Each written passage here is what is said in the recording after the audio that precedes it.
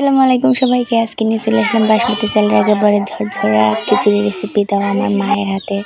তো এখানে প্রথমে বাসমতি চাল নিয়ে নিয়েছি আর ডালগুলো আমার মাকে সুন্দর করে দিয়ে নিতেছে। এদিকে পেঁয়াজ রসুন কাঁচামরিচ রেডি করে নিচ্ছি। সাথে যদি ডিম ভাজা না থাকে খিচুড়ির সাথে তাহলে কি হয়, এখানে দুটো হাঁসের ডিম আমরা নিয়ে নিতেছি আর আমার ছেলের জন্য একটা মুরগির ডিম সেদ্ধ। তো এখানে চাল ডালগুলো খুব ভালোভাবে ধুয়ে পাত্রে নিয়ে নিচ্ছি।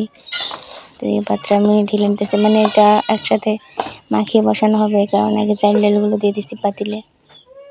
তো পাতিলে চাল ডালগুলো দেওয়ার পর এখানে পেঁয়াজ রসুন মরিচ কুচি করে রাখা এগুলো সব একসাথে দিয়ে দিলাম। দেওয়ার পর এখানে পরিমাণ মতো লবণ দিয়ে দিতে হবে। তো আমি এগুলো দিই না, আসলে মায় দিয়ে দিচ্ছে।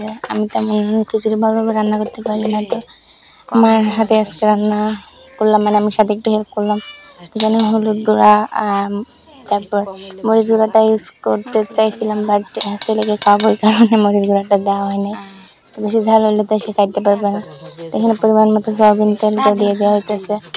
তো সয়াবিন তেলটাও মাই দিয়ে দিছে আর আমি দাঁড়িয়ে ভিডিও করতেছিলাম, দেখতেছিলাম। তো সব কিছু দেওয়ার পরে যেটা লোক হলুদ গুঁড়াটা চকচক করে সবসময়, এবার খুব ভালোভাবে মিক্স করে নিতেছি একসাথে। এর ভিতরে জালটা ধরিয়ে দেওয়া হয়েছে।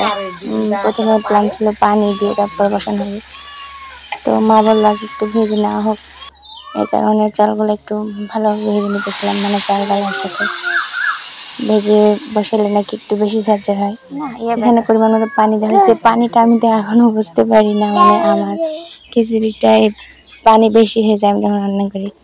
তো মাকে বললাম আপনি পানি দিয়ে দেন, তো মা পরিমাণ মতো পানি দিয়ে দিল। তো সবগুলো একটু নাড়াচাড়া করে নিতেছি।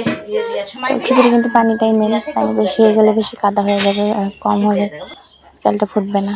এখানে ঢাকা দিয়ে রাখছি সিদ্ধ হয়ে যায়। তো তোলার পরে যে পানিটা গরম হয়ে এখানে ফুটতেছে, তো আমরা ওয়েট করতেছিলাম। খিচুড়ি রান্না করতে কিন্তু খুব বেশি টাইম লাগে না, একটু পানিটা বেশি গরম হলে ফুটলে হালকা তাপে বসে রাখলে কিন্তু হয়ে যায়। মাছ ঝারঝারা খিচুড়ি একটু শক্ত শক্তভাবে। এদিকে মা ডিমগুলো ভেজে নিতেছিল। এখানে দুইটা হাঁসের ডিম, আমাদের নিজেদের হাঁস, একেবারে অর্গানিক হাঁসের ডিম, যেটা কপোতাক্ষ নদীতে মানুষে। এখানে ভাত হইতেছে আর ডিম ভাজি আমাদের রাতের খাবার। সন্ধ্যাবেলা বৃষ্টি হয়েছে আর রাতে খিচুড়ি খাইতে তো অবশ্যই লাগে। এখানে দেখেন ভাতটা অনেকটা ঝরঝরা, অনেক ফুটে গেছে। আমাদের দুইজনের পরিমাপে চাল ডাল নেওয়া ছিল, তো সে অনুযায়ী বেশি হয়েছে পাতিল অনুযায়ী। এখানে আমি একটা ছবি তুলে রাখছিলাম, তো ছবিগুলো এরকম হয়ে গেছে, এগুলো ক্লিপগুলো নেওয়া হয়ে গেছে।